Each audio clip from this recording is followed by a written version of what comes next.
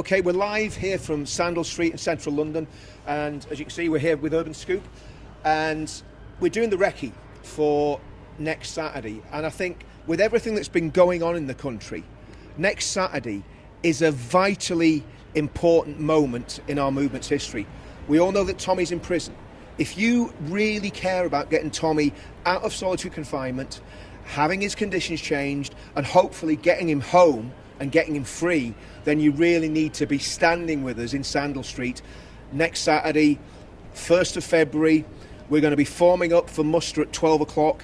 And I don't know if you can do this, Wendell, if you can just zoom the camera over my right shoulder and just up to the corner of the pub there, just so that people can see where they'll be coming. So you'll be coming into Sandal Street, you'll be coming past the Wellington pub on your left hand side as you come in, and the Union Jack Club where I'm standing now, that'll be on the right hand side. And what we're going to do is just zoom right round, Wendell. We're going to be filling up right the way up Sandal Street. There's a set of railway arches there, and there's two streets either side of that.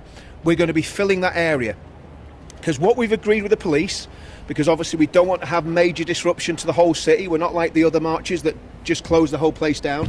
What we've agreed with the police is that we will keep people off Waterloo Road as long as possible. So what we're going to do is we're going to bring everybody up this street here. So everybody's going to be going up Sandal Street and filling up under the arches to the left and the right. And that means that we're going to keep that road open as long as possible. So everybody's going to be on these side streets until about 1 p.m. Then at 1 p.m. we'll form up at the end of Sandal Street behind the banner. And if you just look over your right shoulder there, Wendell, we'll form up Sandal Street at the end of that street there with the banner, and then we'll step off at 1 o'clock and we'll start the march. So come on with me, Wendell, and I'll just show you a few more bits and pieces about this march. One of the important things is that we get in Waterloo Station. There's quite a lot of exits from Waterloo Station, and I'm going to check with Big Paul, just make sure I've got the right exit.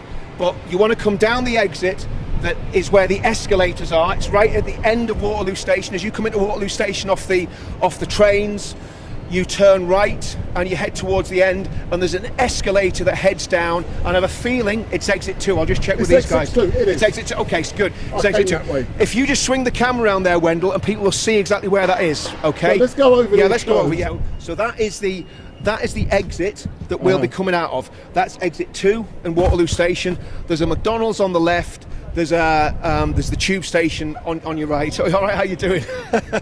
So that's where you're coming out from, and then you come across the road and straight down into Sandal Street. If you're disabled, we'll show you where the disabled people will be coming out on the march when we get on the walk. So let's just start walking here, Wendell, and we'll just go through. What we're going to do now, we're going to walk round. What we do when we're doing these events, we always make sure that we liaise with the police, because what we're totally concerned about is keeping the thing peaceful, keeping it legal, and also keeping it very safe for everybody that's coming to these events. What we don't want is scenes of disturbance, scenes of hassle. We want everything to be very, very peaceful, calm, that great event sort of feeling that we've had for the last 4 events, I suppose. It is now St George's Day, 1st of June, 27th of July, 26th of October. We want to keep that vibe going, even though we're dealing with some really serious issues. And if you're watching this and you're concerned about what happened in Liverpool and Southport, if you're watching this and you're concerned about the grooming gangs, you really should be at this event. You should be coming to this event, because this is a way for you to legally and legitimately let off as much steam as you want, as much frustration as you want, but do it in a controlled manner where we're letting the government know that enough's enough, we've had enough of them, and we want them to go. Come on, man, let's go. We want everybody coming to Sandal Street. What we don't want on the day are people congregating on Waterloo Road. It's very important we keep Waterloo Road clear as long as possible, okay? So we want everybody backing up Sandal Street. There's plenty of room.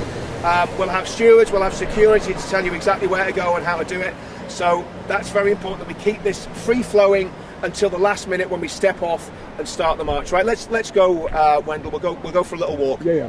So this is the route that we're going to be going down.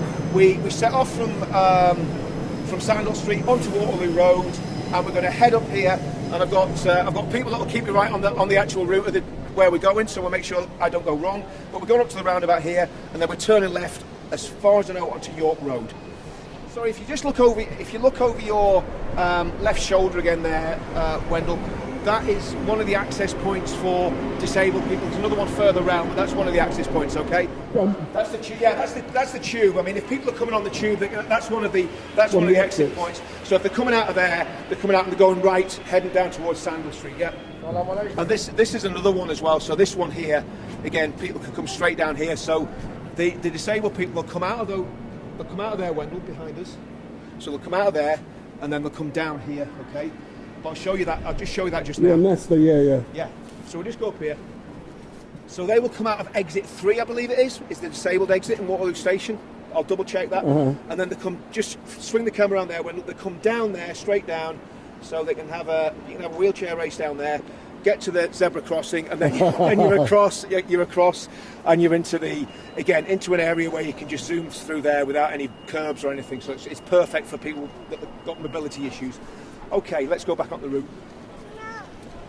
I think these things are important to talk about, Wendell, because at the end of the day, when people are coming here and they're making an effort to actually come when they've got disabilities, or they want to go on the march, we've got to tell them exactly how to get there and exactly what to do. Yeah. So, right, Wendell. So we'll be going under this bridge. We want the people down under this bridge. Obviously, we'll have the banner at the front.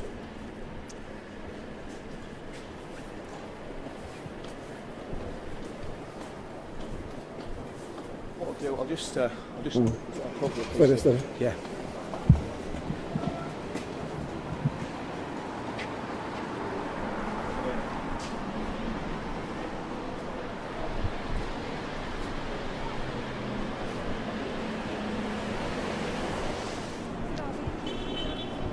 And again, that's just once more, just for the disabled, just coming down that main drag. It's just the same thing. What we wanted was basically to have our people walking past Big Ben over Westminster Bridge, because it's an iconic location. And also, Sadiq Khan's offices are just over there. So we want to go past Sadiq Khan's offices, and I'm sure there'll be plenty of booing when we get to Sadiq Khan's offices. Big boo for Sadiq Khan. And then what we'll do, once we get past there, we'll hang a right onto Westminster Bridge. And Westminster Bridge, it's just such an iconic landmark in London. And walking across Westminster Bridge to heighten awareness for all the issues that we're concerned about, the Southport, the grooming, the political prisoners, Tommy's situation in prison, and the fact that Tommy's a political prisoner. Doing that on Westminster Bridge, going past Parliament, sends a massive message to the government. And the more people we can get there, the better. If we have 100,000 people there, fantastic. But Richard, people will be asking, we hear about the word being used. Yeah. Tommy is a political prisoner. Yes. What is meant by that? Well, it means he's in prison because of his political beliefs. He's not in prison. Now, what totalitarian states do, Wendell, when they're trying to imprison people, they don't just say, we're going to put you in prison because of your political beliefs. They use soft totalitarianism so that the public are fooled. So that the public are fooled. They use soft totalitarianism. And from our point of view, that's exactly what's happened to Tommy. As far as I know, there hasn't been a journalist put in prison for contempt of court since the 1940s. As far as I know, he's the first journalist to be put in prison for that. And, of course, it's massively backfired on the state, because the film that he's produced has been seen by 150 million people. It's still on Twitter. Yeah. People can still access it and see it. They can still see the Silence film by going onto Tommy Robinson's page. So it's still available to people. He is, under the circumstances, doing remarkably well. I mean, it's not good for him, let's be honest. It's not good to be locked up in a prison cell 21 hours a day, Wendell. And that in itself is a political act. And think about this. The prison governor said this. She said that he was in isolation, wait for this, Wendell, because of his ideology. And why is that? Because in Woodhill Prison, 40% of the prisoners are Islamic. And he is under threat from Islamic terrorism, Islamic terrorists continually. And there are Islamic terrorists in that prison, including, as far as I know, Michael Adebayo, who was one of Lee Rigby's murderers. So he is in very real danger if he goes into general population. He shouldn't be in a high security prison. He should be in an open prison. So without a doubt, he's a political prisoner. And let's get it right, it's not just the Labour Party that's used politics to put him in prison, uses politics to put him in prison. The Conservative Party did it as well in 2018, and we were all there for that as well. When you remember it well. Yeah. Let's keep walking. So I want to keep these guys going. But so yeah, we're going to be heading down there. So this is a bit of a choke point actually. So when we get down to here, we're going to have to work some things out about how we do all this. We'll maybe just cut the camera here because I want to talk to the security here about just how we do this. So we'll just chop things off for a bit. Right, I'm just going to explain what's going to happen here because obviously this is a bit of a choke point for the march. So we're going to come up here with the banner. We're going to stop here. We're going to have a set of security and stewards across the road. They're going to come behind the banner. So the banner's going to go in front of the stewards, and the stewards and the security are then going to funnel people through this area. So they're going to be going through not in single file but in a lot, so it will actually slow everything down. So if you're at the back of the march, you'll notice things have stopped. There's no dramas, it's literally just to get through this choke point, and it's what we've got to do. So there'll be a line of security across the road behind the banner because they'll all funnel in behind the banner, and then they'll literally escort people through. And then what we'll do, it'll almost be like the march starting again. We'll form up on Westminster Bridge, and everyone will be behind the banner on Westminster Bridge. And that's, it's really important we do that because otherwise we can't go round that way because we've blocked St Thomas's Hospital. Yeah, we can't do that. No, we can't do it. So we want to keep, obviously we don't want to stop the emergency services getting to St Thomas. So we'll just have a look down here when we'll see where it goes. So this is the only part of the march that's a pinch point really. The rest of it's all very, very straightforward. But you see how narrow it goes there, Wendell? Do you see the?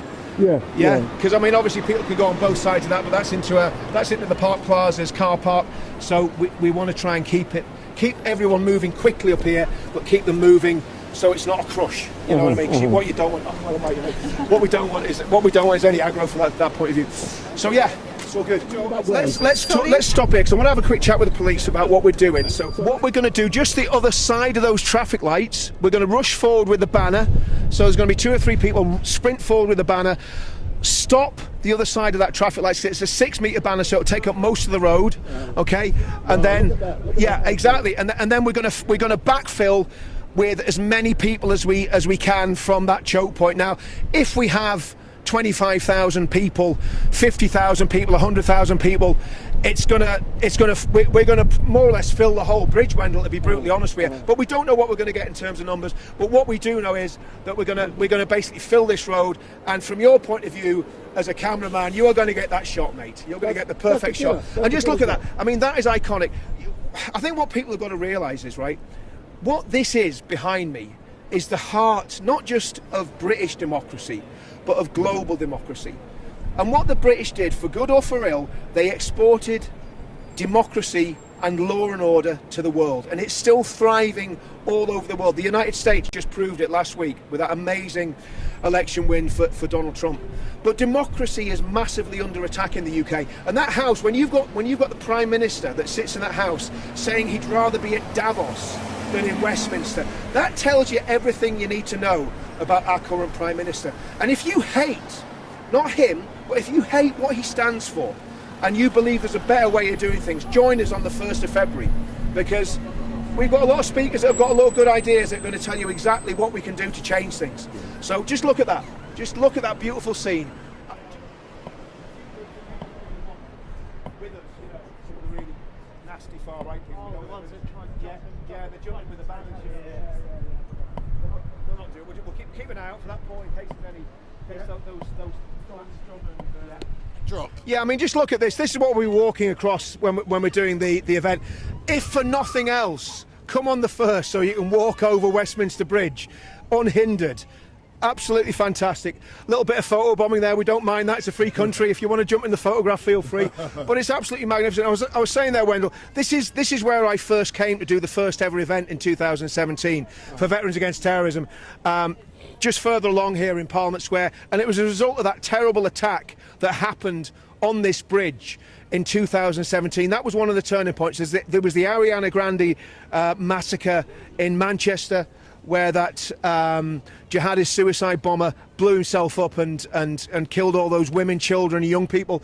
And then we had the assault on Parliament, and then we had the Borough Market attack as well. That woke a lot of people up. You know, the football lads. We worked with the football lads for many, many years, and again, they get a bad rep, and they shouldn't have had a bad rep, because the way they behaved throughout the whole of that time period, Wendell, was with dignity, with solidarity. They managed to bring people together. They did something that had never been done before, the football lads. They brought people together from so many different backgrounds. This is where democracy was birthed, and it was birthed in blood, unfortunately. If you think about the English Civil War, you know, that you had something very similar to what's happening now. You had tyrants in control of the country. You had a tyrannical king that didn't want people to have any freedom, and of course Oliver Cromwell and his mighty Roundheads came in and did what they did, but then of course they went to the extreme, and what came out of that eventually was a settlement where we got the democracy that we enjoy now. You had things like the Glorious Revolution, and you ended up with a country that is settled and peaceful. And it's been like that for 300 years. And what scares me, Wendell, is that we might lose that by default, by not paying attention and by not being involved in movements like ours. Because I believe there are cynical and sinister people that want to take away our democracy, and they want to take away our freedoms, and we mustn't let them. And what we've got to do is start. I mean, we had another meeting in Millbank many years ago called the UK Freedom Movement. We've got to stand for the freedom of the British people from all backgrounds, and that's what it's all about at the end of the day. It's about freedom, and it's about freeing Tommy Robinson as well. Do you know something, Richard? Looking at these visuals, with that over there in the background, the wheel, and with Big Ben, oh my word, we are seeing the best. And it's midday. It's midday. We're seeing the best. Are we going to hear the chimes? Does that bell work? Any second. So carry on. So I nearly forgot. We're going to hear the chimes, and even the river's looking cleaner today, Wendell. They've even cleaned the river up for our demonstration. Listen, there's Big Ben. Hold on.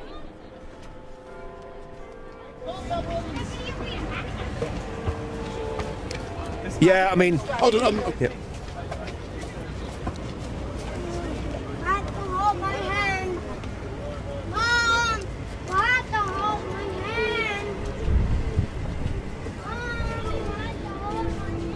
Richard, talk about great timing. That was brilliant. Well, we couldn't have done it better, could we? Of course, we planned it all out, Wendell. We knew we'd be here at exactly 12 o'clock on Westminster Bridge, listening to the chimes of Big Ben. And do you know what? I honestly think it's the first time I've actually listened to those chimes in person on the bridge. You used to hear them on the news at 10, but I've never actually heard them. But do you know something? I can actually hear the chimes saying, "Free Tommy! Free Tommy!" Well, absolutely. I mean, look, the reality is we want to see Tommy Robinson out of prison. It's as simple as that. He's been persecuted, he's a political prisoner. We want to see Tommy Robinson out of prison. And I believe if we put enough pressure on, and if the American government, and this is an appeal, you know, Elon, you own Twitter, this is going live on Twitter. Elon, use all your influence with the American government to get Tommy Robinson out of prison and back with his family. That's what this is all about. He shouldn't be in the conditions that he's in. And I'll tell you something else. What's happened to those people that have been locked up throughout the country? Summary justice, dragged into the courts, you know, encouraged to plead guilty to things they probably didn't even do. Those political prisoners have got to be freed as well. So free Tommy, free all the political prisoners, get to the demo on the 1st of February.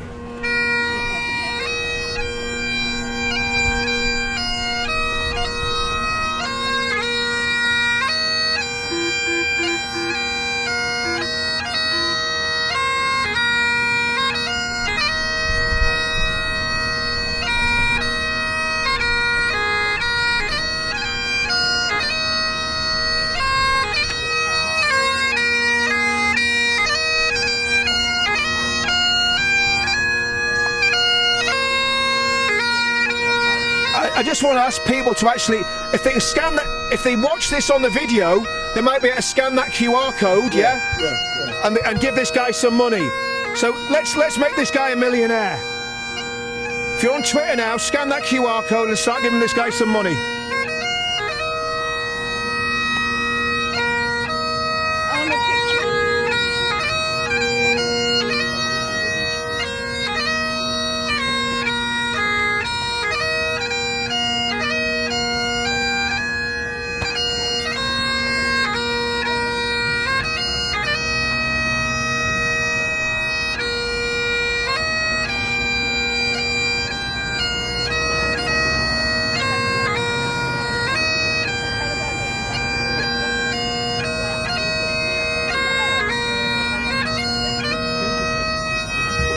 Yeah, just get on that, Wendell. Get on that. Let's get on that QR code for this guy so we can. So, guys, if you can scan that on your phones, give this guy some money. Let's get him to the Piping World Championships. All right, mate. Thank you, sir. Thank you, sir. Appreciate it. So, right, this building behind you now is Portcullis House. Oh, yes, and right. that's where the MPs Have their offices. have their offices. Yeah. I was going to make a comment there, but I thought better of it. It was about stacking something that high. Let me say, I didn't know they stacked it that high, Wendell. Yeah. No, I mean, I think the problem is a lot of these MPs, they seem very spineless, Wendell. Yeah, well, you know, somewhere over when there's some hurricane. Go. yeah, a lot of these MPs sadly seem very spineless. You know, you hear them interviewed, they don't seem to have any ideas, they don't seem to have any creativity, they don't seem to look at things from different angles. They just trot out the party line, and what we've seen in America is the complete opposite of that. Yeah. If you look at what Trump's brought in, I mean, I saw a press conference with Trump the other day, and he had some of the biggest business people in the world standing next to him, and they were all showing him a great deal of respect. And what's that saying? Yeah, exactly. It was.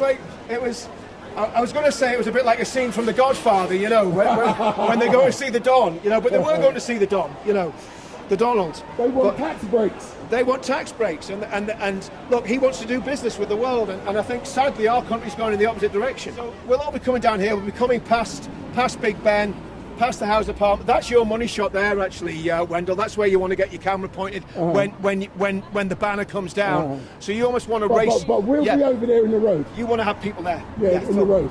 Yeah, you want to have people there filming. Okay, all right, mate. Doing all right. We'll be just forward of the cenotaph, and the reason we're going just forward of the cenotaph, we don't want to be near the cenotaph in terms of lots of people milling around it, standing around it, because that is a sacred monument, right? As a veteran, right, that is a sacred monument. And I was sick when all these other demonstrations were happening. People desecrated that monument. People were doing all sorts of stuff. There was one time, I think, you know, about 5 years ago, there was people swinging off the flags on that monument. So we're going to be just forward of the monument. The stage is going to be literally right in front of it. We're going to backfill right the way down. If we have 100,000 people, we're gonna need a lot of space. If we have 10,000 people, we're going to need less space. We don't know what we're going to get until the day. We want to make enough noise so that Keir Starmer, so that clueless Keir, two-tier Keir, Big up. the Commissar of Downing Street, we want him to hear the peasants. We want him to hear the revolting peasants having a revolt outside Downing Street, and this location is absolutely perfect for that.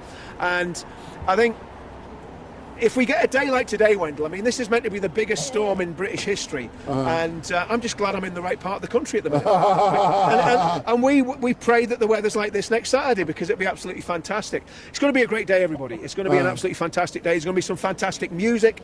There's going to be some fantastic speakers. We're not going to tell you who they are, but some of them are very wealthy.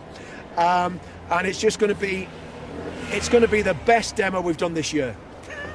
But you know something? I believe I'm going to be a speaker, but I'm broke.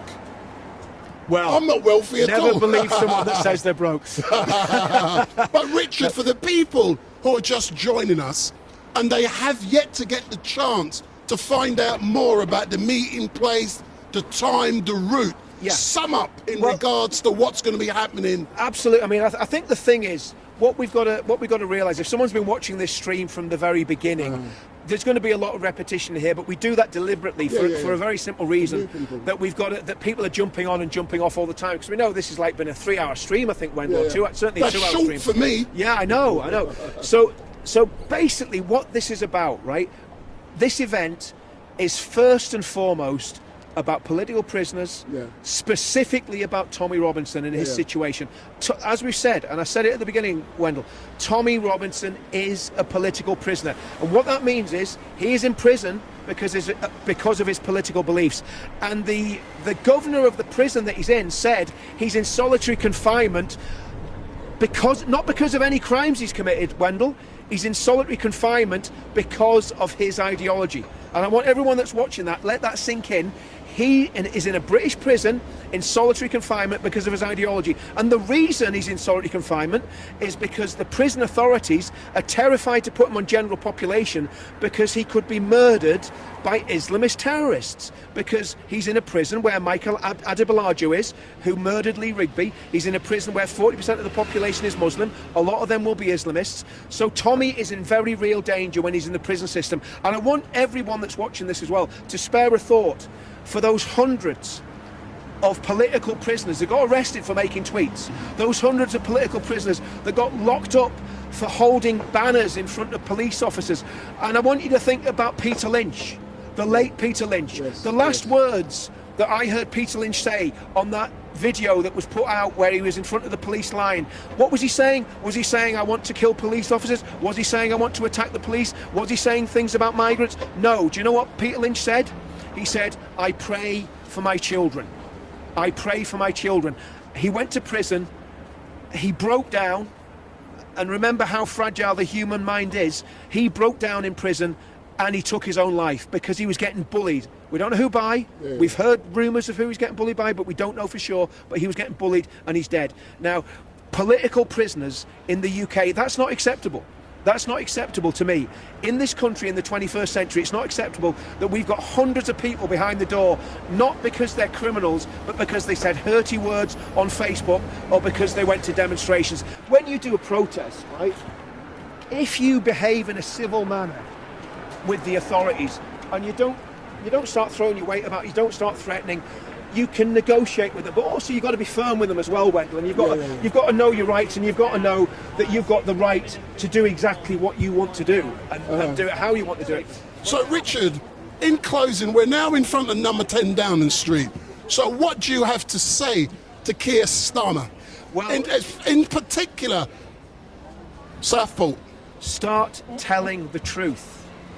Keir Starmer, we want to know the following things. We want to know why. We want to know why that man did what he did. We don't want anything hidden. The British people don't want anything hidden about what that monster did to those children. We're all big boys and girls. We can take it.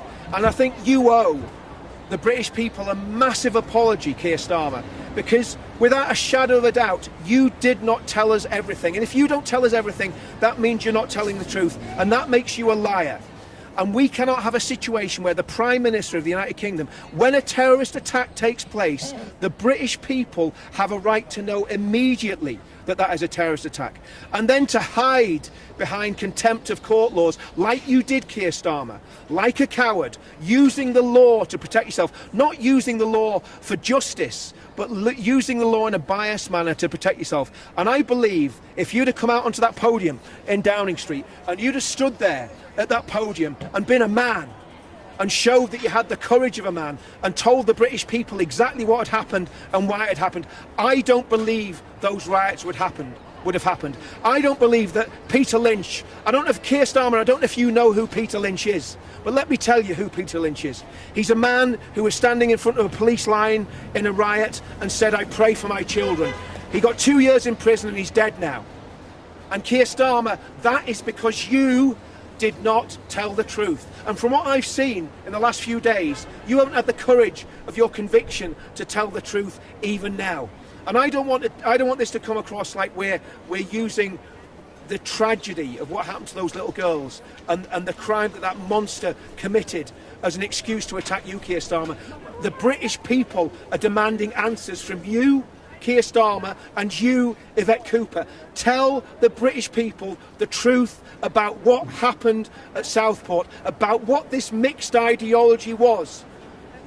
We think we know what it is. We're guessing, but guessing's not good enough. You know the truth. The police know the truth, and there are people in the media know the truth. And the British establishment, you need to start telling the British people from all backgrounds exactly what happened at Southport. And that's what we're going to do on Saturday. We're going to demand that you start telling the truth when we come here on the 1st of February. Next Saturday, we'll be outside Downing Street and we'll be letting you know that the British people are extremely dissatisfied with you, and we want you to resign and we want you to go.